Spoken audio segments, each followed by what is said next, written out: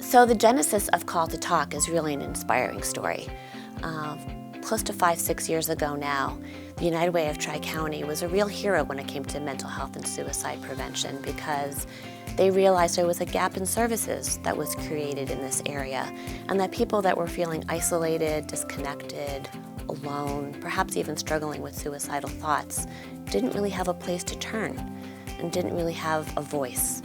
So Call2Talk was born out of a service out of the United Way of Tri-County. It was born in basically a storage closet hallway with boxes and volunteers sitting on the floor with phones, operating about 5 hours a day, hoping and praying that the phone would ring and that we were creating enough awareness that people knew we were here. I'm so proud to say that after 5 years of service, we are now a fully robust, trained operating service that operates 24 hours a day, has joined the Mass 211 statewide platform, is part of the National Suicide Prevention Lifeline, partners with Crisis Text, offering crisis text services as well, and services over 50,000 calls per year, and tracking to even answer even more and respond to even more individuals across the Commonwealth that are struggling with mental health concerns, thoughts of suicide, or just feeling like they need a safe place to turn to at times when they're just really feeling disconnected and alone. Call2Talk is such a great community for coming to not work, but to volunteer. And it feels like home when you're here because there are people that you know and love and feel comfortable with. And we can share our experiences, and that feels really good. I volunteer with Call2Talk because it's something meaningful in your life that you can actually give back to people. And for me, that's very important. I also enjoy the presence of all the folks that do this work. They're very good people, and it's the type of people you want to be associated with. For people that call into Call2Talk, they are supported, and each caller is assessed to see at what point of potential risk they might be to themselves. We address each risk as they are very carefully trained to be able to de-escalate people in a calm, supportive nature so that by the end of the call, 90% of our callers say that they are feeling better at the end of their call. I really made a difference for more than a few people, but there are just some people that need to talk. They just call, they need to talk, and that's so important for them. And if that's what they need to do to make their day a little better, that's fine by me. The training is excellent. It really hones your listening skills. There's a saying, you steer towards the pain. You get the people talking about what's really bothering them and try to keep them talking, because the talk therapy is really what this is about. It's not about giving advice, which is discouraged, but just listening to these people, letting them figure it out for themselves, which oftentimes they do. So when people Call2Talk and are expressing feelings of anxiety or concern or burdensome to their family regarding other social service issues, we're so happy that we now can also provide them non-judgmental support, but as well connect them to Mass 211 services, providing resources and referrals to other social service agencies in the state.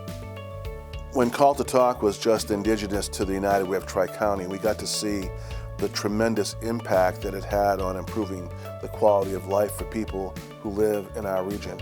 So we decided that we'd bring it to the 211 board and see if they would be willing to have us add it to the statewide platform. And come to find out, many 211s across the country have mental health, suicide prevention components as part of the 211 platform. So it was just a natural progression for us to be able to do that here.